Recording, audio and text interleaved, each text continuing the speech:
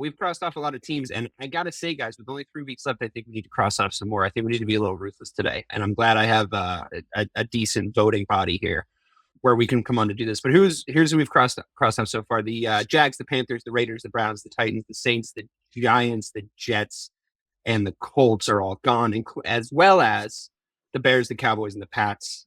They've all been taken out behind the woodshed. Our 3 teams represented here on the Power Ranking show. The Bengals. I hate to say it. I know that they have improved. I know that they're very, very skilled. Considering the division that they're in, considering the borderline insurmountable hill that they have to climb here, they're third in the AFC North. They're behind the Ravens and the Steelers. That ship has been sailed. They have a divisional game against Cleveland coming up this week. They're 6-8. The Dolphins and the Colts and the Chargers are basically the teams they need to lose at this point. I don't see the Chargers losing 3 games so that the Bengals can get in, but I certainly don't see the Chargers losing 3 games and the Colts and the Dolphins not taking advantage of it either. They're both ahead of the Bengals right now. It might be time to cross those guys out. What do you think? The 2024 Bengals. Joe Burrow is a legit. It is. Should be an MVP candidate, if not the runaway candidate to do so. And somehow his team is 6-8. I've never seen anything like it. But yeah. He also just looks like he's fighting for his life in every press conference. He's just like, he really is not doing well. Like, he needs like a vacation, that guy. Yeah, he's still throwing 4 touchdowns just every carrying week, it. So. Yeah. I know. I can't do it yet. Like, I don't know. Maybe because I just really like Burrow. I like Chase. I like Higgins. Obviously, like I can't do it yet.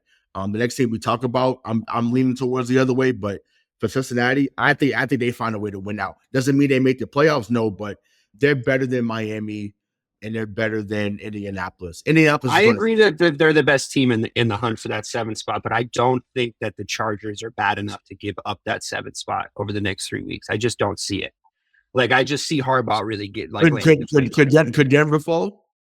I mean, we'll talk about. I've been hoping for it. I've been praying for it all season, but I'm a little bit like. Yeah, somebody could fall. Yeah. They would have maybe. They would have to lose out. Denver and Los Angeles would both have to lose out for the Bengals to have it. Well, LA is not losing out. One or the other. One or the other. But that's 6 and they're the 6th and the 7th right now. So one or the other. I just think because I'm looking at it now. So it's Baltimore 5, Denver 6, Chargers 7, then the Colts, Dolphins, and Bengals. I just think, to me, I don't know who was on the Dolphins schedule or Colts schedule, but I just think that as much as I like Anthony Richardson, like the stuff that we saw earlier in the season, I just think it's just so much for them to come back. I agree wholeheartely that the Bengals have the best chance out of the 3 teams, but I think I'll take that then as a fulcrum to go and knife those other 2 teams when the Colts are already knifed. They've been knifed for weeks, thank God. Yeah.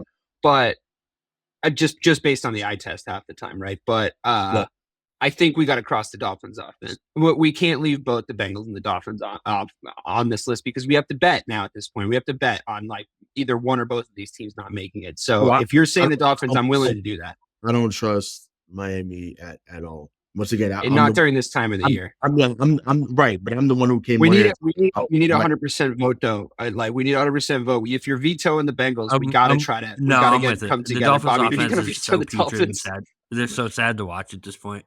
Oh, they remind me of the Steelers of last year. That's how sad they are to watch on offense. They need to have a conversation in this offseason about Tua. It's time. Well, no, I mean the thing is the problem is he's going to buy at least another year because he improved them so much because the guy that they brought in off the street couldn't do anything. Right, that's what I'm saying. The options they've had are so bad that it's like when he comes out there, he looks like Dan Marino out there. It's crazy. So it's like he's going to buy another year because of that alone. And once again, it hasn't been the connection that we thought it was going to be. I mean, yes, they've had some good moments for him. I don't want to have revisionist history, but they've taken a step back with that this year. Tyreek stayed Tyreek. I'll say that. Like Tyreek left Kansas City and he stayed Tyreek. That's credit to him. Right, but I'm like, Waddle, has had good moments. Jonnu Smith apparently I mean, has we can. I think we can still say that he's had the best receiving core in the NFL for the last 2 years. And no, that's right, he doesn't right. put up those kind of numbers though, right? Yep, He but just doesn't put up those kind of numbers. Can I make you a pitch? So I don't have the contracts in front of me right now, so I don't know if this is even doable. But what would you say you could really get for Tua right now? Like a 3rd-round pick? Could you get a 3rd-round pick conceivably for Tua from someone that needs a QB? 2nd round, yeah, at You least. think a 2nd-round pick? Who do you think would actively look for him though? That's the thing. I don't know what the market is. I don't know what the market is for. We talked about a few teams earlier. Like, could the Giants say we don't want Shadur or Cam and say, okay, let's go for that? Or do the Raiders say, the best idea I can come up with is the Saints? That's the best idea I can come up with. I mean, for him in the dome, he put up arena league type numbers. He would have I wouldn't say as good, but he would have comparable weapons. I feel like the weapons in the Saints are a little under talked about, especially here because there's nobody throwing them the ball. Yeah, him to Olave would be great. Him to Olave would be great. Obviously, if he can stay healthy for all year. Yeah, correct. Right. Alvin Kamara obviously is a dog. So yeah, like they would absolutely do numbers. I feel like if and then Kirk Cousins to Miami, and then Mike McDaniel stays there. Who says no? Yeah. Mm-hmm. And now he's got Kirk thrown to this crazy. He can run that offense. He can for sure run that offense, and he's shown, despite this big injury that he's obviously getting over, he's shown he can stay healthy for a whole season. He can give you a full regular season of football. Kirk Cousins has consistently done that, right? Mm-hmm. So I if you're Miami, is that really all you're asking for? Is a consistent, healthy season of football at the quarterback position? I think that's really like what you're hoping for. Yeah, I mean, they've had a lot of turnover there.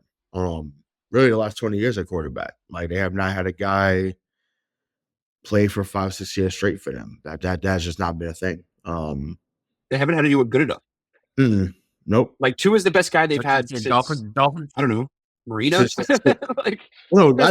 would say Jay Fiedler. I'd give him that fine. You know what I'm saying? But it's just like but yeah, it's tough.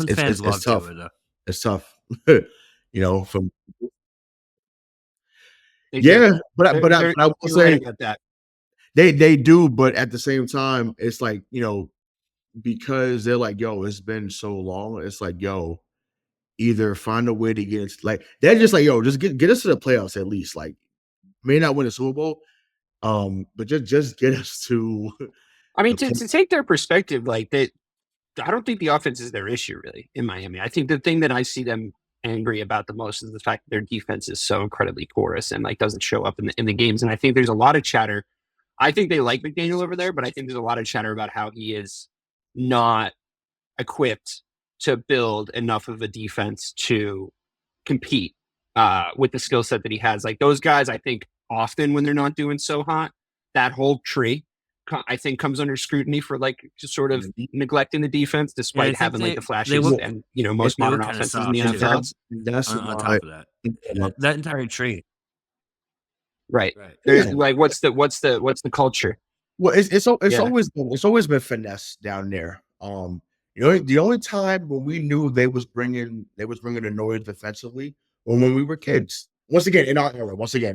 I don't know how it was in the 70s when they won back-to-back. The 11-win Dolphins season, I think, was built on the backs of a good defense. Right, but when you have Jason Taylor,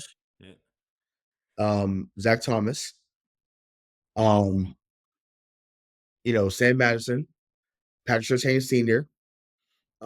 They had culture. They had a culture. You had guys on there that were known to be elite at their positions, and they were elite at every level. So that's what it was. But they haven't had that type of defense. Once again, they tried to when they had guys like Xavier Howard. Obviously, they have Jalen Ramsey now, who was really good for a while. But I think they got Jalen Phillips as well back there. So they have some guys that could play individually. But for whatever reason, collectively, it just happened. But I think you brought this up a few weeks ago. If you didn't, I'll say it. I'll say it now. Maybe if McDaniel's looking to keep his job, you say, "Hey, Robert Saleh, what's up? Yeah. We work I brought together." up Saleh. I really want him as the Bears defensive coordinator, however Well, everything right, but shakes I'm out like, I'm next year. saying, when McDaniel know each other, so I'm like, "Hey, what's up?" Yeah. I'm like, we He need. would be perfect. Wherever he goes to be defensive coordinator, honestly, he would be perfect. I think Yeah, everybody should be looking at him. That's a absolutely. good idea. Yeah, but I do agree with you, Bob. Like, I think it is sort of a cultural issue, maybe from that coaching tree's standpoint. McVay, I mean, I have a little bit of blinders for him. I really do think he's an awesome coach. And but I do think the Rams are like that too, right? Like they're built as a finesse team. And if they have any kind of problem, it is their defense, right? That's exactly like where we're at. So, Right. I don't know. I mean, I think that it could possibly be true that constructing an offense that good with those kind of weapons does require a lot of time and energy and thought, but I don't buy into the fact that they're like doing it on purpose. Like, I don't think that the defense has to be wasted in order for the offense to be good. Bring in a Robert Saleh, bring in a Dan Quinn, if in a couple years ago, whatever, like get guys in there that can create a defensive culture. If Campbell keeps kicking onside kicks for no reason, bring him in as a defensive coordinator. Because we're headed down that road if he keeps doing stupid shit like that. But we'll come on and talk about that a little bit later. All right, we're gonna cross out the Dolphins. We're gonna sacrifice the virgin Dolphins to the volcano god in order to save the Bengals for one more week. That's what the agreement we've come to. But we did skip over the Niners. Let's talk about them for a second. Despite George Kittle trying his best to be the leader I think he's displayed that he is this season, and trying to drag this team back from mediocrity, just absolutely riddled by injuries on the offensive side of the ball. Here we are at the mothership of this coaching tree that we're discussing. Once the inevitable caught up to the San Francisco 49ers, the inevitable being what we said. Yeah, they're amazing on paper, but if all those guys that are very injury prone start getting their injuries and it all happens at the same time, you're in for this perfect storm. I don't know what's going to happen with Christian McCaffrey. I don't know if we're really ever going to see him like play football again at this point. There's a chance that we don't, with the kind of injuries that his body has sustained over the years. Mm-hmm. I don't know. I don't know where they go from here. They're going to have a little bit of a befuddling offseason, I think, because I think that this tanker is really hard to turn around. You know, that they're in year 2 of their 3-year window to win with this team that they've built, and it's not looking good. It's really, really not looking good. So I'm willing to cross them off for this season, to be totally honest, and I'm willing to have a nice discussion about what their offseason looks like, because I don't see a ton of maneuverability for them cross them off with the way they've locked themselves in. I think it's going to be a tough season to be a coach of the 49ers. I think it's possible that they look to move on from him, not fire, but trade. And I've been hearing some interesting teams come up. I hope the Bears. That's I hope the Bears team are taking that fucking call. Actually, to be honest with you, if you're not on the phone offering draft picks for Shanahan in Chicago, you're an absolute idiot.